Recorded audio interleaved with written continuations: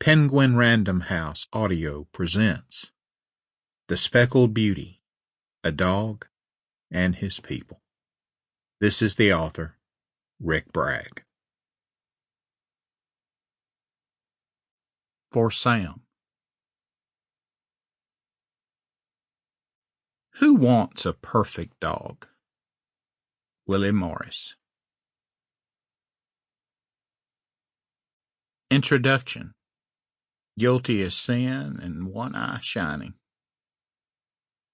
The driveway is a winding quarter-mile, a dim green tunnel through tangled pines and mountain pasture, fractured by dappled sunlight on the clear, hot days. Flashes of color, of blue jays, yellowhammers, and an emerald blur of hummingbirds, crisscross the rusted barbed wire, and mockingbirds touch down on cedar posts that were cut from this mountain 100 years before. White-tailed deer and wild turkey, like periscopes, spy over tall, sharp blades of Johnson grass, and white egrets, rare here in the red dirt, up so high, pose on one leg in the flat brown water of the pond. And it all seems painted on somehow, as if someone dreamed it up on a slow day with an easy mind and hung it on the air. Then he rumbles in and goes to raising all kinds of hell.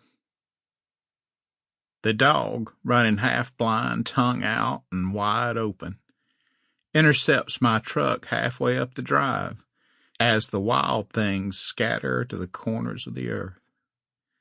He yowls, twists, and bounces to a hard stop right on some mark only he can find, usually smack dab in a red ant bed or mud hole, but always safely away from the main road, as if he can remember all the meanness and suffering there, and knows this mountain is his sanctuary and his last stand. Run too far, and you fall off the world.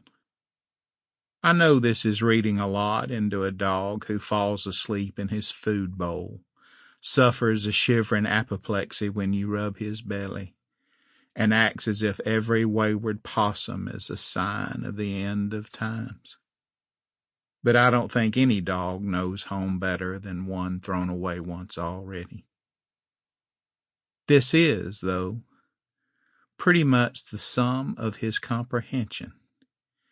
He seems to forget every waking day that a 1-ton truck is not to be messed with, and, biting at the spinning tires, tries to herd it up the drive like a big, sparkly cow.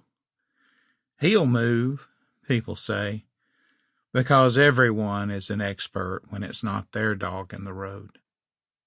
But I can never recall which side his bad eye is on. So I stomp the brake and twist the wheel and finally, lurching, cursing, arrive at the cabin at the top of the hill. I swing open the door, and the dog, 76 pounds of wet hair and poor decisions, lunges in, eternally surprised and overjoyed that it is me. I yell, "Get down," but too late. The truck's cab is tattooed in dirt, mud, or biting ants, because he needs to squirm to within an inch of my face to be sure. I might have been UPS, or the man from Cherokee Electric, who has learned to bring a stick. Then, with a growl, he is off to molest the livestock and stir a general panic. He is a herding dog by blood, an illegitimate Australian shepherd, and he bolts into the pasture to create a small stampede. He evades the thumping hooves by inches, but always gets caught up in a never-ending circle and cannot find his way out, like a drunk teenager doing donuts in a parking lot. I stumble after him, yelling, threatening, and he hunkers down and covers his eyes with his paws. I used to think he did it out of shame, but now I think he believes this makes him invisible. Recently, I came home from a week-long trip to find the driveway peaceful and empty, the terrible dog nowhere around. It always made me a little nervous when he didn't rush down to meet me. As much as any creature I've ever known, he has lived a blink away from destruction. My brother Sam was in the barn beating on an old Yanmar tractor with a hammer. It had run hot again and scalded him, so he was ill-tempered and short, which is his most natural state. I don't know if he was working on it or just getting even. "You seen my dog?" I asked. "He's in jail," he said. Bam! Again. In the dog's first month here, he was incarcerated 29 times. Telling him to behave, even after almost 2 years now, is like telling him it is Tuesday. "What?" I asked. "Did he do now?" "Run the mule," he said. I told him that was not so bad, a dog running one solitary mule. "Run the mule, run the donkeys, run 'em half to death, run 'em round and round the pasture, biting at their legs, run 'em till they went to blowing and bucking and screaming and tried to kick him to death. Don't know where he wanted 'em to go. Don't think he did." Bam! "What else?" I asked, because there was always something else. "Dragged part of an old dead deer up to the house. Stunk worse than anything I ever smelt. Laid there chewing on a leg bone by the kitchen window. You can still smell it." He paused to let his contempt gather, like an old creaky train cresting a hill. "Picked a fight with Mama's puppy. Stole the puppy's ball and took it off and buried it. When I fed him, he wouldn't let the puppy eat. Went and laid in the puppy's bowl and growled." Bam! Bam! Bam! He pointed to a puddle in the middle of the garage floor. "Peed on the tractor. Peed on my truck. Peed on Mama's flowers." The zinnias looked like they had been poisoned. So Mama told me to lock him up. He set down the hammer and picked up a wrench. He twisted it grimly on a rusted bolt like he was tightening a noose, and realized he'd left something out.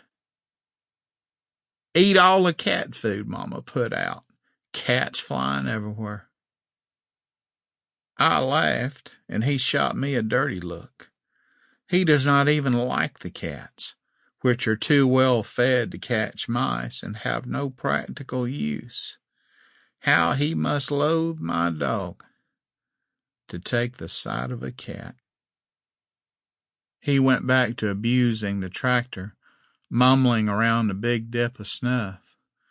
I could only make out about every third word, but the gist, I believe, was that I never should have let the dog take root here in the first place. Should have run him off immediately and permanently with a handful of rocks. A pitiful stray is one thing. You can save a gentle stray. But a dog like this, wild for so long, would bring only woe. He didn't say woe, but that was what he meant. Sometimes, when my dog walked too close to him, he spit on his head. Sam owned only obedient, serious dogs, and there is no room in his mind for a dog that cannot work for a living, or do what it is told. He grew up in a time when even the best dogs lived at the end of a logging chain and ate from an upside-down hubcap. He dosed their mange with burnt motor oil and dressed their wounds in kerosene. They were throwaway dogs, too, earless, toothless, chewed on, stitched up, and gun-shy. But they loaded themselves into the truck's dog box without being told. trailed a scent across miles and mountains. Sample complete. Ready to continue?